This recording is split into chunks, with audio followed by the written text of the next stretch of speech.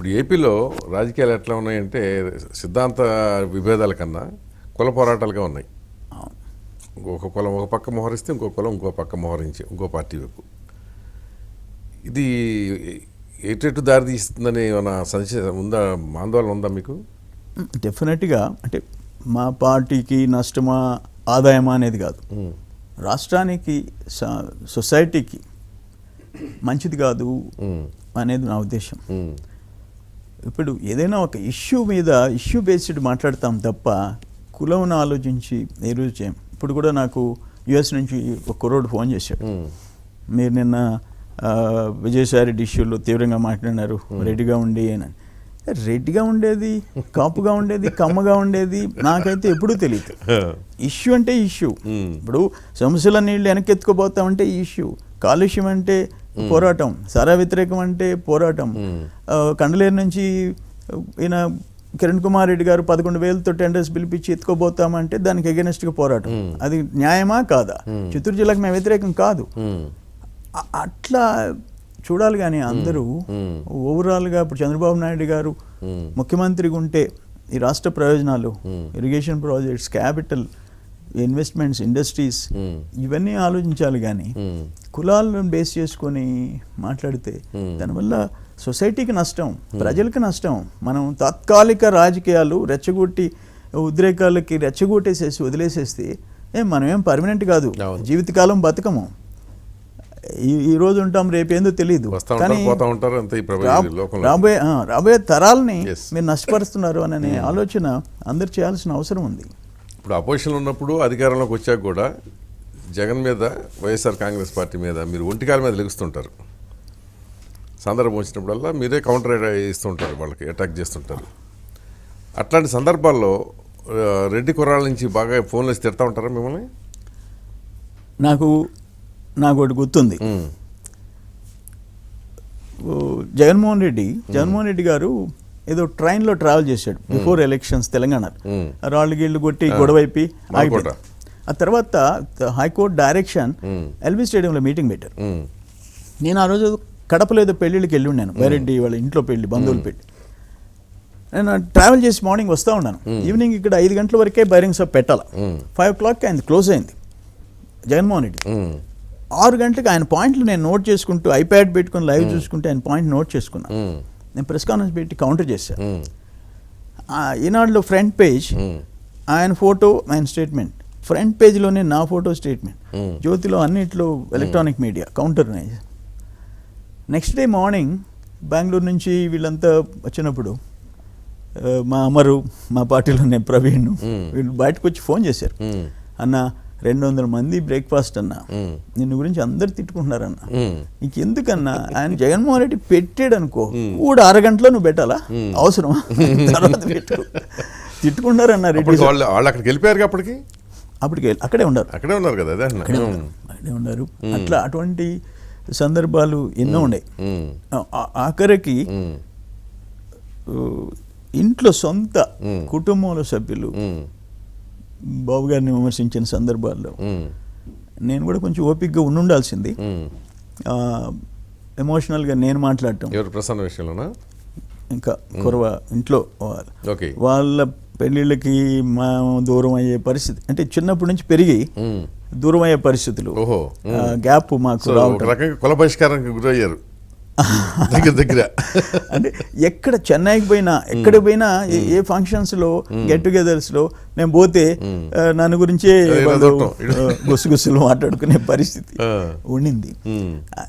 నేనేమంటాను, నేను జగన్మోహన్ రెడ్డి విషయంలో నేను ఏదంటే అది ఏ రోజు మాట్లాడను, లాజికల్గా మాట్లాడతాను.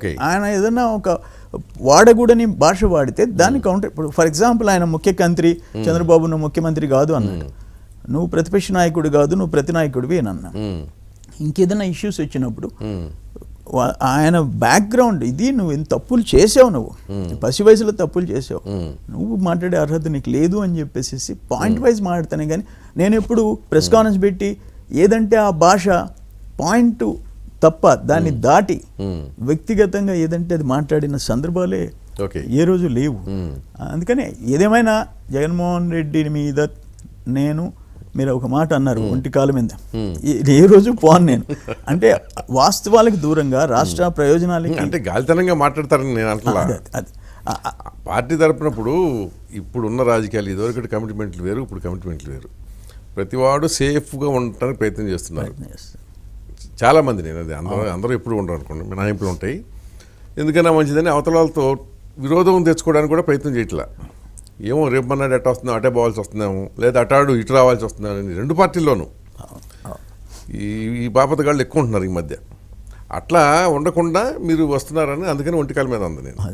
అంటే నేనేమంటానంటే నాకు అలవాటు అపోజిషన్లో ఏ ఇష్యూస్ మీద మాట్లాడాను, రూలింగ్కి వస్తే టీడీఎల్పీలో, పాలిట్ బ్యూరోలో, క్యాబినెట్లో వాటిని రిపీట్ చేస్తా, ముఖ్యమంత్రి గారు దగ్గర చర్చ పెడతా. నేను ఏ రోజు ప్రతిపక్షంలో ఉంటే ఒక మాట, అధికార పక్షంలో ఉంటే ఒక మాట ఏ రోజు మాట్లాడిన సందర్భాలు లేవు. ఓకే, ఇట్లా పబ్లిక్ జనం కన్సర్న్, రైతుల కన్సర్న్, రాష్ట్రం కన్సర్న్ ముందు పెడతా నేను. లేదు బాబు గారికో లేకపోతే పార్టీకో వాళ్ళ మెప్పు ఉంటే చాలు అనే అంశాలు నేను సెలెక్ట్ చేసుకోను. ఇప్పుడు కూడా నెల్లూరు జిల్లాలో అయినా లేదు సమైక్యాంధ్ర విషయం అయినా హార్ట్కి తీసుకుంటాం. సేమాంధ్ర వాళ్ళని ఏదైనా అంటే నేను ఆ రోజు నిద్రపోయేవాడిని కాదు. అవును, అప్పుడు తెలంగాణ అప్పుడు. అంటే ఈ మధ్యకాలంలో ఏంటంటే విమర్శలు ప్రతి విమర్శలు కూడా భాష విషయంలో శృతి మించిపోతున్నాయి. అవును, అందరూ కూడా అభ్యంతరకరమైన భాష వాడుతున్నారు. అంటే వచ్చేవాళ్ళుగా తిట్టుకుంటున్నారు, విమర్శించుకుంటాం దాటిపోయి తిట్టుకోవటం. అసలు శాసనసభలో చాలా గౌరవం చెప్తున్నారు. శాసనసభ ఇప్పుడు ఈ మధ్య సోషల్ మీడియా ఒకటి తయారైంది. అక్కడ నిన్న దాని మీద మీ మీద ఏమైనా వేసారా మళ్ళీ ఇప్పటికీ సోషల్ మీడియాలో? ఇంకా చూడలే. అంటే నేను అన్నది ఏంటంటే ఒక రవికిరణ్ అనే అబ్బాయి ఒక కాన్స్టిట్యూషనల్ వ్యవస్థ, రాజ్యాంగ వ్యవస్థ, కౌన్సిల్ చట్టాలు చేసే వ్యవస్థ, దాంట్లో ఉమారెడ్డి గారు కూడా ఫ్లోర్ లీడర్ ఉండాలి. మీరు ఇప్పుడు దాంట్లో సభ్యులే. దాన్ని వ్యంగ్యంగా బూతు సభలాగా చూపించినప్పుడు ఒకవేళ రెఫర్ చేశారు, వాళ్ళు పోలీసులు పిలిచారు, విచారించారు, పంపించేసినారు, ఎఫ్ఐఆర్ కట్టారు. అది పెద్ద నేరమైనట్టు విజయసాయిరెడ్డి గారు ఐపీఎస్ ఆఫీసర్ల పేర్లు పెడుతూ, టిడి జనార్దన్ గారు ఆప్కాప్ చైర్మన్ 10 సంవత్సరాలు, ఈరోజు మాకు పార్టీ జనరల్ సెక్రటరీ, పార్టీలో సీనియర్ మోస్ట్ లీడర్, ఒక ఎమ్మెల్సీ అని. ఆయన వెనకేమి మీ మాదిరిగా కేసులు లేవు, క్రిమినల్ హిస్టరీ లేదు, కరప్షన్ హిస్టరీ లేదు. పట్టుకొని విజయసాయిరెడ్డి ఏదంటే అది మాట్లాడేసేసి రవికిరణ్ని మీరు టచ్ చేశారు కాబట్టి నేను పెడతా ఏం చేస్తారని చెప్పేసి ఘోరంగా మాట్లాడితే నేను ఒక మాట అన్నాను, అయ్యా ఇదే రవికిరణ్, ఈయనేమి బుద్ధుడు కాదు. అక్కడ కొత్తపల్లి గీత గారు ఆమె మీద పెట్టిన వ్యంగ్యమైన, అసహ్యమైన, నీచమైన సోషల్ మీడియాలో పెట్టిన ఐటమ్ మీద ఆమె కంప్లైంట్ ఇస్తే చెల్లపల్లి జైల్లో 15 రోజులు ఉండొచ్చావు. అటువంటి వ్యక్తి గురించి నువ్వు అంత సీరియస్గా నువ్వు వార్నింగ్ ఇస్తావా ప్రభుత్వానికి?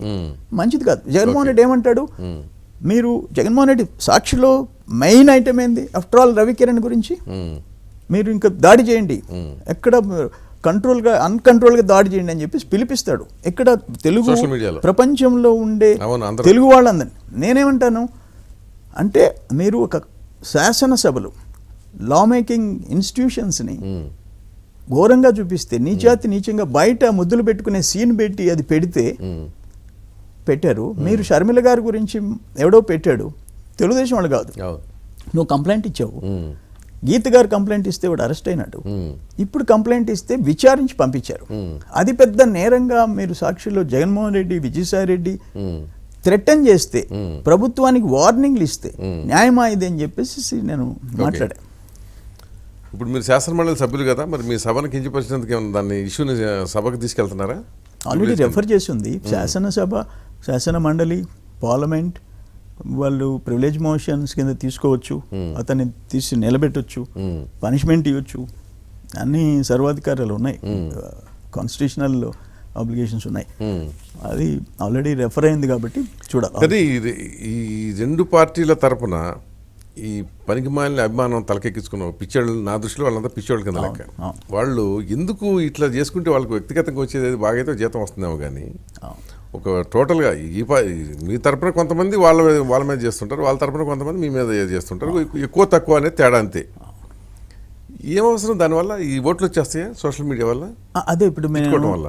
మీరు అన్నది వాస్తవం. మా సైడ్ కొంత హద్దులు మీరుతున్నారు, వాళ్ళ సైడ్ ఎక్కువగా మీరుతున్నారు. అది వాళ్ళు అంతే. అతిగా అంతే. వాళ్ళకి ఏం పని లేదు కాబట్టి ఖాళీగా కూర్చొని టూ మచ్గా అంటే ఫ్రస్ట్రేషన్ కూడా ఉంటుంది ఓడిపోయామని. ఫ్రస్ట్రేషన్. చంద్రబాబు నాయుడు గారు, లోకేష్, నేను ఒక మాట అన్నా నిన్న, లోకేష్ బాబు గారి గురించి మీరు పదే పదే చాలా హీనంగా మీరు ప్రొజెక్ట్ చేయాలని ప్రయత్నం చేస్తే, లోకేష్ బాబుని ఏ రోజు లోకేష్ బాబు స్థాయికి, అంటే ఆయన సీనియర్ నాయకుడు అని కాదు, క్లీన్, ఆయన హిస్టరీ క్లీన్, ఎన్టీ రామారావు గారి గ్రాండ్ సన్, చంద్రబాబు నాయుడు గారి కుమారుడు. ఈ రోజుకి ఎక్కడైనా పార్టీలో జనరల్ సెక్రటరీగా పనిచేశాడు, మెంబర్షిప్, ఇన్సూరెన్స్ ఇవన్నీ వర్క్ చేశాడు, ఈరోజు మినిస్టర్ అయినాడు.